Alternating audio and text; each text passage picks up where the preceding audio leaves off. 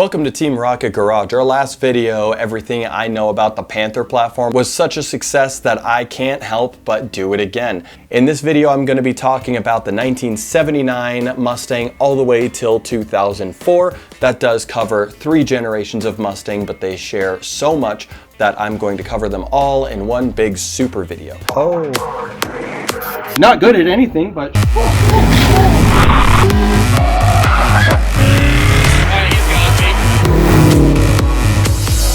Hit the subscribe button! This is everything I know about the Foxbody platform. In 1973, Ford was hurting from the grubby hands of the EPA, robbing power, mileage, and simplicity from America's big body, big selling, long boy land yachts. What used to be a 375 horsepower, fire-breathing big block was choked out to make as little as 177 horsepower. No!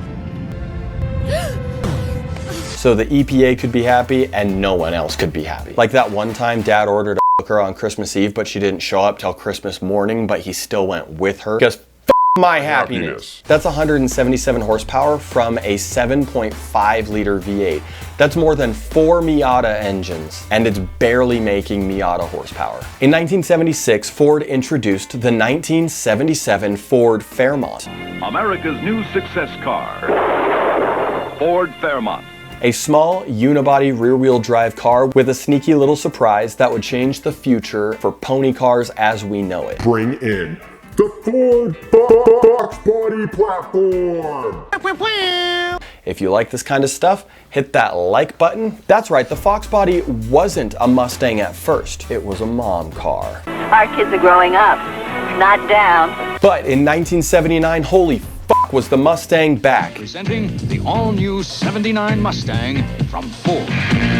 And boy was it new. Gone were the leaf springs and in its place a 4-link live rear axle. Oh, and that double wishbone suspension? Bye-bye. This was a new type of suspension that Ford had been flirting with overseas for a lot of years. Introducing, in America, the McPherson Strut. Simpler, better handling, more reliable, and safer in a crash. The McPherson Strut was poised to take over the world.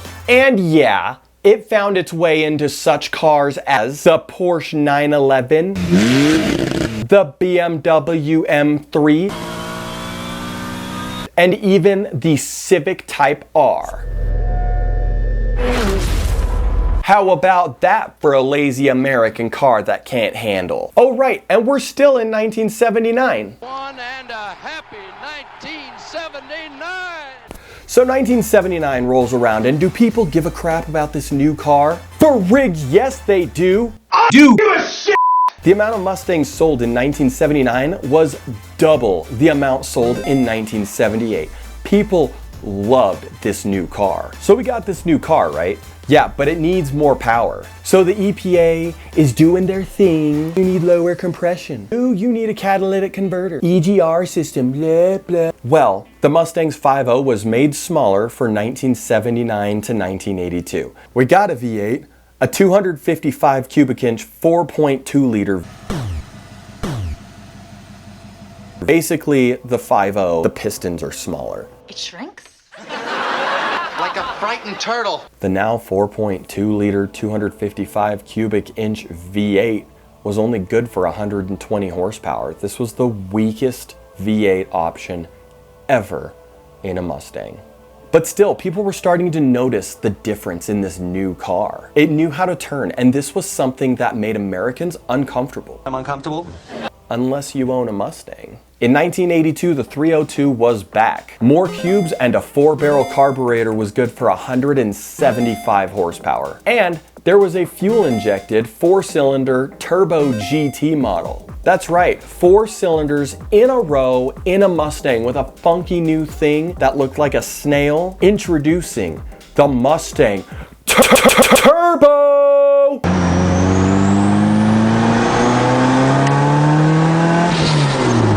But 145 horsepower was less than the horsepower the V8 made, and it was more expensive. So it didn't sell too well. In 1983, the body was redesigned. And by 1986, the 5.0 was making 200 horsepower. And in 1987, the body was facelifted with a new front end and, of course, the iconic 5.0 HO motor. The 87 to 93 5.0 Foxbody made 225 horsepower, more horsepower than ever before.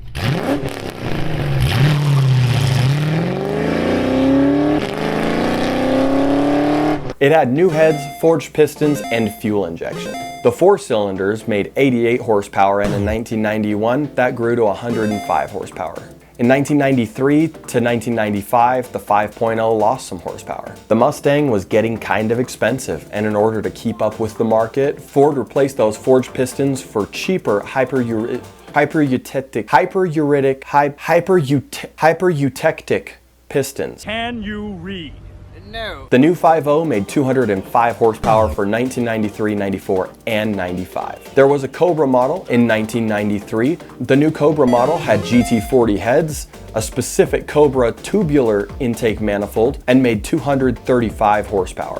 This was the birth of Ford's SVT program, by the way. The Foxbody had a few body kits, but typically you'll have the LX or 4-cylinder and then the GT, where the V8 is available for an LX, also a 4-cylinder, but the GT is reserved for a V8 only, which has some upgraded trim and some little body kit extras. There was also a Saline kit, which is my favorite, by the way. In 1994, the new Ford Mustang, the SN95, was introduced, but Ford was not confident enough in its new modular motor, and it didn't think that the Mustang deserved that. So they held out, and the 94 and 95 still had a 5.0 pushrod V8.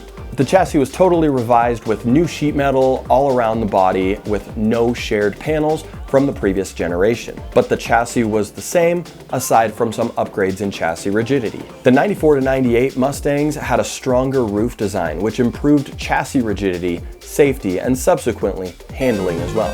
Feel the road. In 1996, the Mustang got the new modular 2-valve engine, rated at 215 horsepower.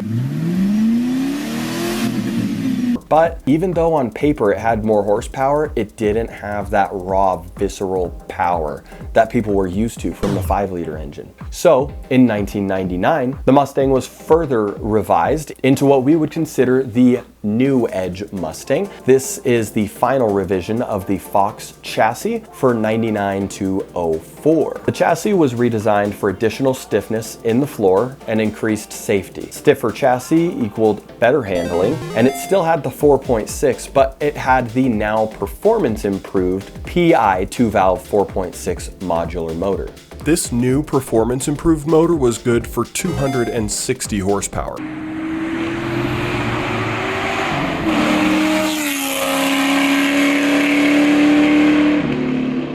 In 1996 through 2004, there was a Cobra option, which had a 4.6-liter 4-valve motor for 32 total valves and 305 horsepower.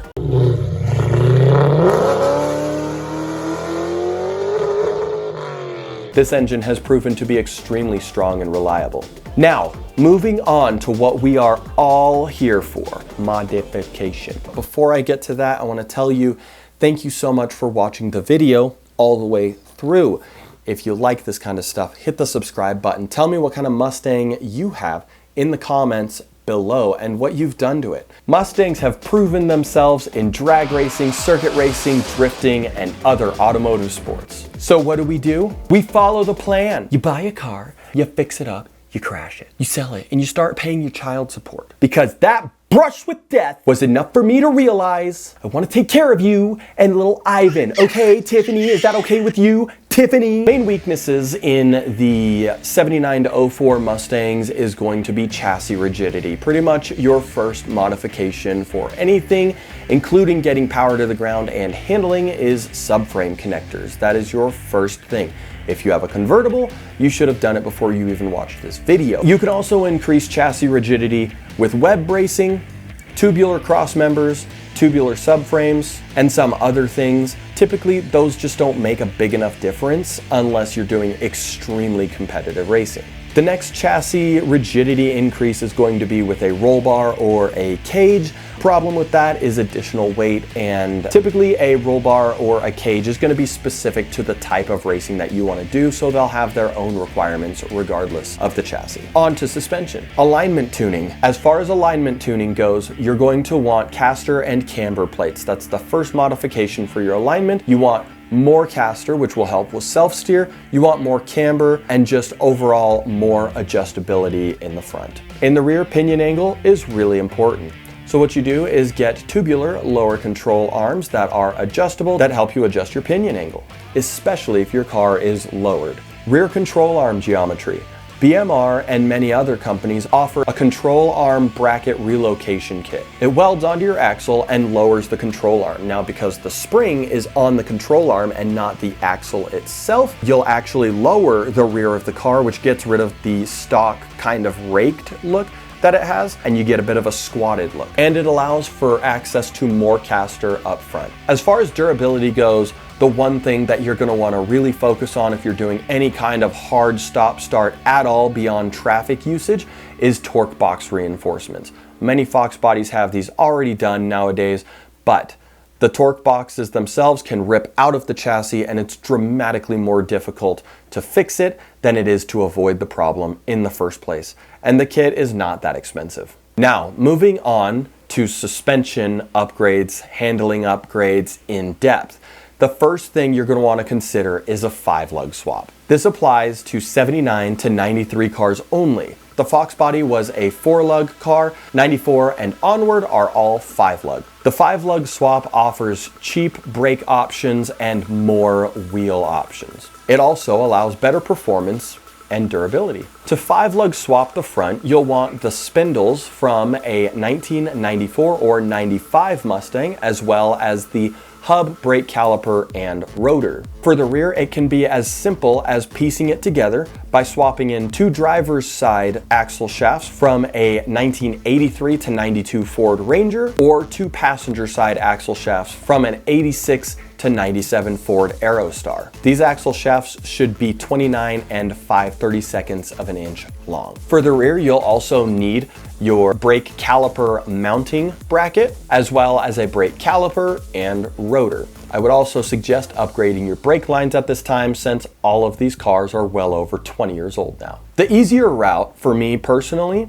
is to simply buy a parts car. You can get a crashed V6 SN95 Mustang for extremely cheap, or you can hit the junkyard. You'll want a 94 to 98 Mustang GT rear axle assembly. Make sure you just get it, rotors, calipers, all the way through, and the 1994 or 95 Mustang GT or V6 front spindles, brake calipers, rotors, hubs, and you can use your old shocks in the rear of your 5-lug swap, but you'll need new shocks up front that are spec'd out for an SN95 Mustang. The Foxbody shocks won't fit the SN95 spindle, although it is worth replacing these at this time instead of buying used shocks from a junkyard.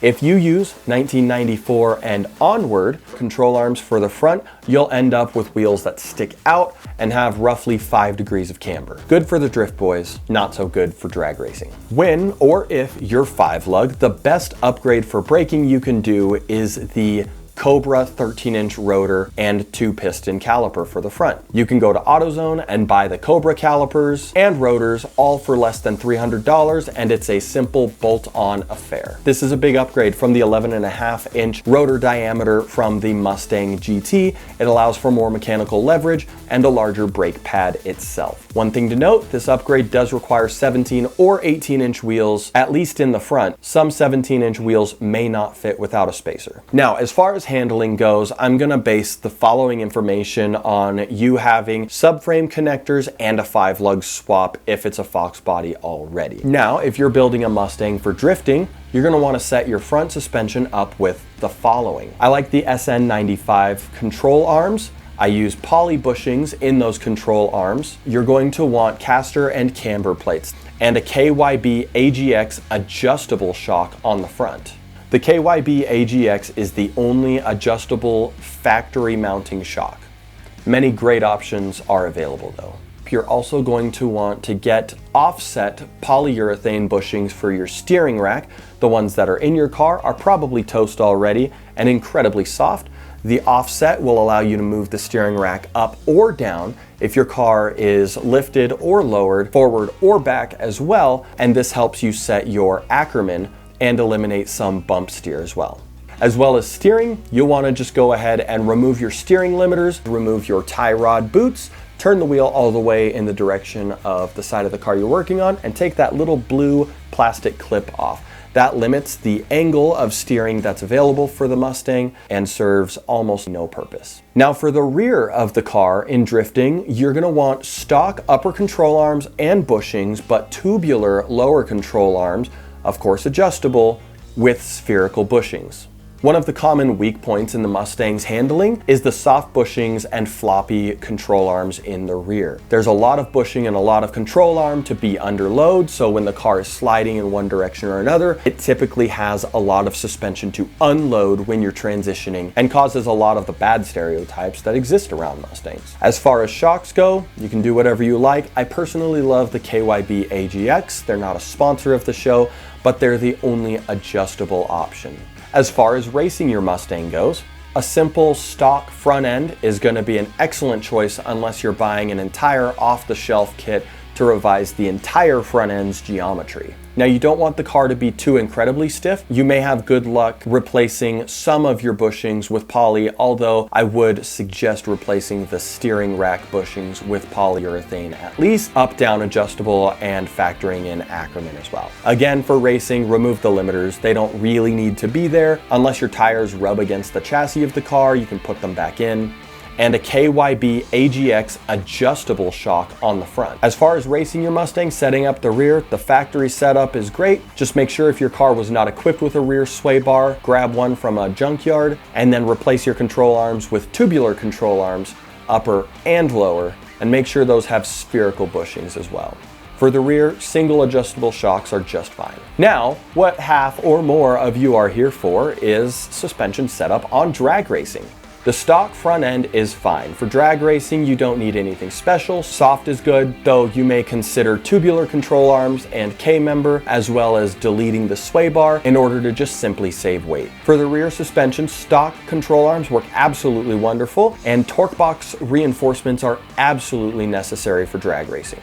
For the rear suspension on drag racing, I would also use a control arm bracket relocator to drop that control arm down, as well as a two-way adjustable shock. A two-way adjustable shock will adjust compression and rebound instead of just in a single direction, like a typical shock absorber. Now moving on to reliability and horsepower. The 2.3 overhead cam turbo motor is extremely resilient and strong. It is documented that a 2.3 turbo block has withheld 1100 horsepower, but getting anywhere beyond 300 to 400 horsepower is extremely expensive. The 5.0, very reliable, and 87 to 92 bottom ends came from the factory with forged pistons. The bottom end of a 5-liter engine is limited to 499 horsepower. At 500 horsepower, they are known to blow up. Some people have made over 600 horsepower at the wheels with a 5-liter motor. It has been proven to not be very reliable, and often the block will split in half. Power upgrades for a 5-liter motor are going to come in two flavors: naturally aspirated and boosted. For a naturally aspirated build, you're going to want a Ford Explorer intake. It is an imitation of the 93 Cobra intake. You can find that on a 96 to 2001 Ford Explorer as long as it's got the 5-liter engine. Headers are a huge upgrade. Shorty headers are in the realm of $200 to $300 and are still emission compliant if that is a thing in your area. A catless H-pipe is a further benefit to that. Beyond that, you'll want a bigger throttle body, an upgraded camshaft, and if you want to go all the way, you can do a Ford Explorer GT40 head in combination with all of these mods as well. You may need to look into upgrading fuel injectors at this point as you're reaching the upper end of the factory 19-pound injectors. Typically, 24-pound injectors would be the next step up. One thing just to note is that GT40 head does require upgraded valve springs for any camshaft, even as aggressive as a stock HO camshaft. If you want to turbo your car, On3 makes a kit. so you can turbo your car. Pretty dang simple. For the 4.62 valve, I'm not gonna go into too much information because I've got a video for that specific exact motor right here, and I link that right there so you can watch that at the end of this video. But in short, you'll want to take a early 4.6 NPI motor and combine that with the top end of a PI motor that creates higher compression and yields about a 300 horsepower combo. If you want to supercharge your turbo, you can aim for about 450 wheel horsepower before you get into the dangerous territory of melting a piston. As far as the Cobra goes, the 4.6 4-valve motor is an extremely strong engine with a lot of aluminum components, so it even has a weight savings over some of the other options. The 4-valve is capable of 305 horsepower in factory form and easily capable of 600 horsepower in stock form by simply adding a turbo or a supercharger, and if you're ready to risk it for the biscuit, 800 might be in your future. The next thing is getting that power out of the motor and to the axle. And we got to do that with a transmission. I'm going to talk about two groups of transmissions here because the transmissions in these cars are designed around the engine within the car. The 5.0, the 351, and the 3.8 V6 all share a bell housing pattern, so they are all going to use these transmissions. The next transmissions apply only to the 4.6 and the 5.4. Firstly is the C4. This is only going to be found in early cars. The C4 is a 3-speed automatic. It's a fine transmission, but not incredibly strong. It can be built, but you'd probably be better off swapping out for an AOD since you'll gain the overdrive option as well. The next and most common transmission is going to be the T5. That's a 5-speed manual in the GT up to 1995 and a 5-speed manual that's available with only the V6 from 94 all the way up till 2004. The T5 is a great transmission. It shifts great, it feels great, but its capacity for power is not very much. It is factory rated at 330 foot-pounds of torque, and if you stay under that, you're gonna be fine. An upgrade to the T5 is gonna be a TKO swap or a TKX. The TKO or TKX will simply swap in place of your T5 transmission. It is also a 5-speed transmission, capable of withholding 600 foot-pounds of torque. The AOD is going to be the automatic transmission of choice for the earlier Mustangs. The AOD is a special transmission because it has overdrive and it is not electronically controlled like the later 4R70W transmission I'll talk about in a moment. The AOD is known for having a weak second gear band and will also benefit from a shift kit. So if you get an AOD, just have it built and you'll enjoy lots of years of service. The next transmissions apply only to the 4.6 and the 5.4. Firstly, the T45 transmission. This is going to be found in your 1996 all the way till roughly 2002 Ford Mustang GTs. It is a 5-speed transmission capable of withholding about 450 foot-pounds of torque. The shift on the T45 is also pretty good. The T3650 is the replacement for the T45 transmission. It is capable of up to 600 foot-pounds, and again, 5-speed transmission. Last is going to be the 4R70W transmission. This is going to be the automatic transmission used in all 1994 to 2004 V6 or GT Mustangs. The 4R70W is capable of about 350 foot-pounds of torque in stock form. They are well known for their ability to be J-modded, and that increases the capacity of the transmission to about 600 foot-pounds of torque. Shift kits are also available as well as many upgradable parts. Custom builds have seen these transmissions handle over 1,000 foot-pounds of torque. Now there are two axles that you'll find in a Mustang, but there's only one that I'm going to talk about. The 7.5 axle is going to be the typical axle you will find in a 4-cylinder or V6 Mustang. If you have a 7.5, my only recommendation is to replace it with the 8.8 axle.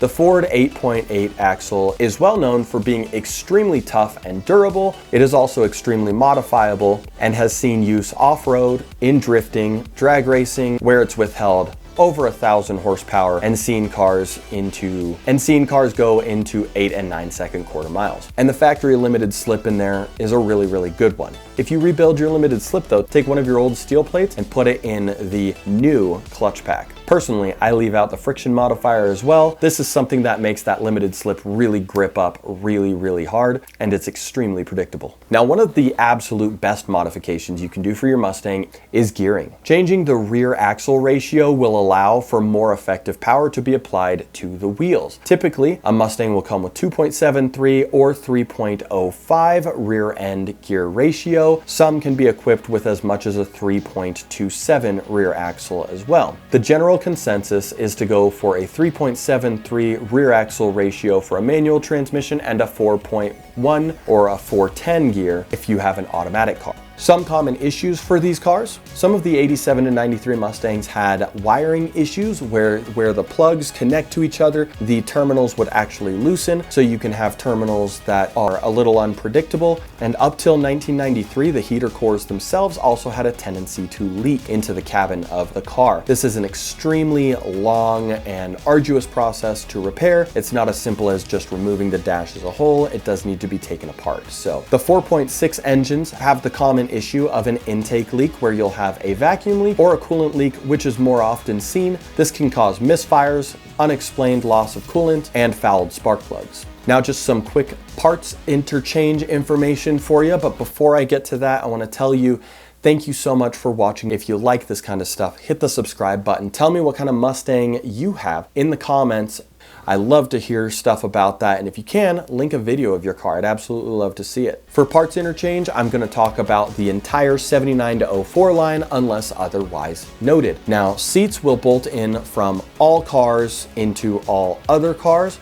However, the SN95 and New Edge seats will sit roughly 3/4 of an inch higher than the Foxbody seat. The rear control arms are the same for all cars. However, some control arms don't have facilitations for a rear sway bar. All aftermarket control arms will have a facilitation for a sway bar. Sway bars all interchange. The only difference is the bushing, but the mounting points are all the same. If your car was not initially equipped with a sway bar, it may not have the facilitations to install one. Kits do exist to retrofit one into your car. All Mustang steering racks interchange. Some of them have different ratios, some of them are powered, some of them are not. All the steering wheels from all Mustangs will interchange, however, airbags may not. The 94 to 04 Mustangs all share the same carpet. The 79 to 93 cars all share their own carpet, but the convertible is different. The difference between the carpets for the earlier cars to the later ones is that taller rear seat brace. And finally, all 79 to 1993 Mustang, Fairmont, all Foxbody platform cars, front ends will interchange with each other. The trim may not line up, but the doors and fenders will work just fine, and all the mounting points are the same. Well, that's it. This has been everything that I know about the 79 to 04 Mustang, all variants of the Foxbody platform. If you like this stuff, again, subscribe, and thanks for watching all the way till the end of the video. If you know somebody who could benefit from this video, send them this video. Thanks again for watching Team Rocket Garage, and have a fantastic day.